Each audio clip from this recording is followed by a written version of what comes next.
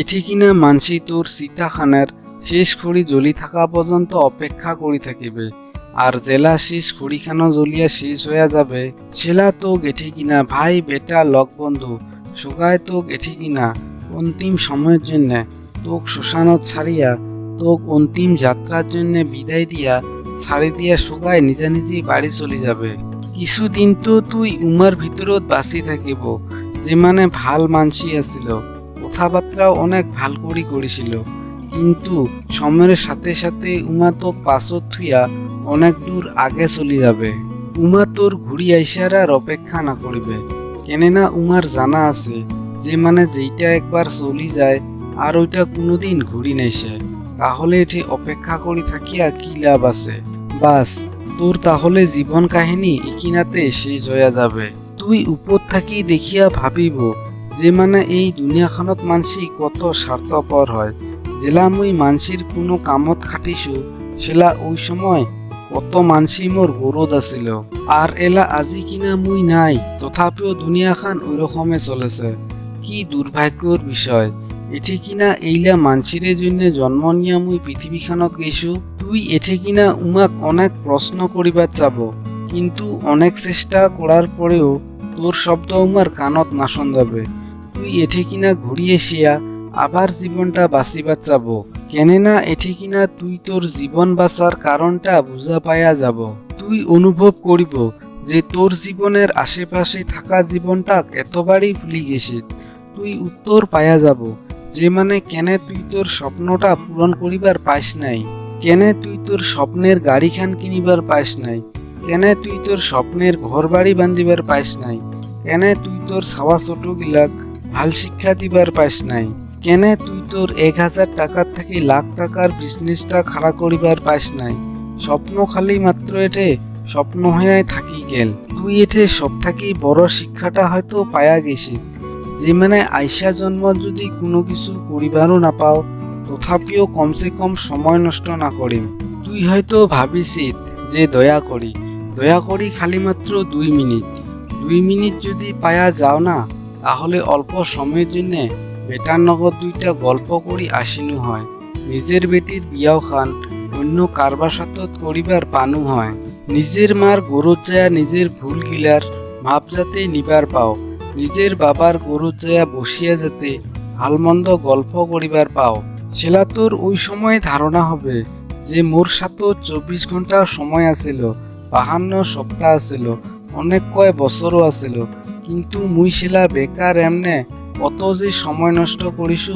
মায়ে মোক ডাকাইতে হাপসি গেছে, কিন্তু মুই এঠে কিনা অনেক রাতি করি থাকার বাহানা করিয়া সকাল 8টা পর্যন্ত বিছানাত থাকি নইছু। কিন্তু এঠে কিনা তোর সত্যটা এইটাই যে তুই কারবার সাথত SMS-ত না হলে হোয়াটসঅ্যাপত সেটিং করি থাকিস, নিজের ফটো এডিট করিয়া নিজকে অনেক স্মার্ট বানিয়া মানসিক দেখিবার চাস, খারাপ ভিডিও দেখিস, এমন করি আরো কত সময় নষ্ট করে দিছি তুই। জেলা তোর মার ফোন আইসে সেলা তুই কারবার সাথত আলাপ করিয়া পুরা ব্যস্ত দেখাইস, আর জেলা তোর মাও ঘুমিয়া পড়ে সেলা খালি দেখিবার জন্য একটা মিস কল দিয়া থুইস, যাতে সকালে অমর নাটক দেখিবার পাইস। এত রাতি তো তুই ফোনটা করেছিল। তুই প্রত্যেক কামকে নিজের পড়াশোনাটাকে কালিকার জন্য ফেলে দিয়া থুইস, যেই হাত গিলায় তোর বুড়া মা বাপক সাহারা দিবার নাগে ওই হাত গিলা দিয়াই তুই কোনো কারণ ছাড়াই মোবাইলটা নিয়া খালি নেঙুল দিয়া সত্যি করে থাকিস। আর এঠে কিনা তুই কত ঘন্টা দেরি করে উঠার জন্য নষ্ট করে দিছিস।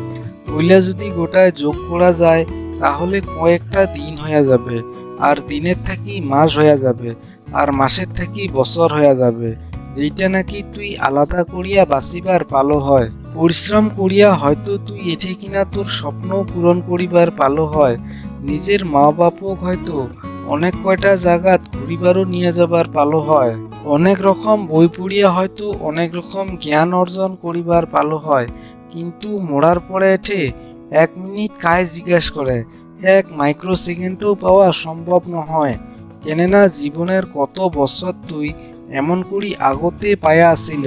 কিন্তু ভগবানকে ধন্যবাদ দিবার নাগা কথা এঠে কিনা এইটাই যে এমনটা কোনো কিছুই হয় নাই, কেনেনা তুই এলাও বাঁচি আছিস, মরিস নাই।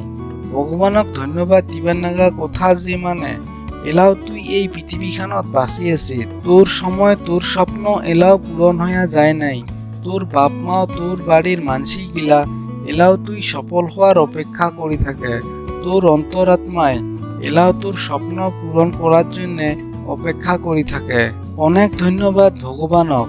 তোর হাতের ঘড়িটা এলাও ওই দিনটা দেখিবারের জন্য তোক অপেক্ষা করি আছে, যেই দিনটা তুই একজন হিরোর মতন করি মানসির গুরুত খাড়া হইয়া যাব। আর তোর জীবনের মানসি বাস্তব কাহিনী শুনিয়া চকুর জল ছলমলানি উঠিবে, মনের ভিতরও জোর আসিবে।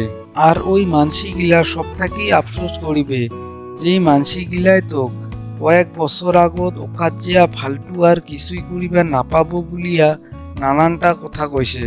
তথাপিও তোর মনের ভিতরত ওই মানসি গিলার জন্য 1%ও খারাপ ধারণা নাসিবে। এই এলার্মটা কালিও বাজিবে। আর যদি তুই এটি কিনা উঠি যাস, তাহলে তোর বাঁচি থাকার এটি কিনা সব থাকি বড় শক্তি হইয়া নবে। আর যদি তুই এলার্মটা বাজার আগত উঠিয়া এলার্মটা বন্ধ করিয়া নিজের কামত নাগি পড়িস, তাহলে তোর সফলতা হওয়ার এইটাই সব থাকি বড় প্রমাণ হইয়া যাবে।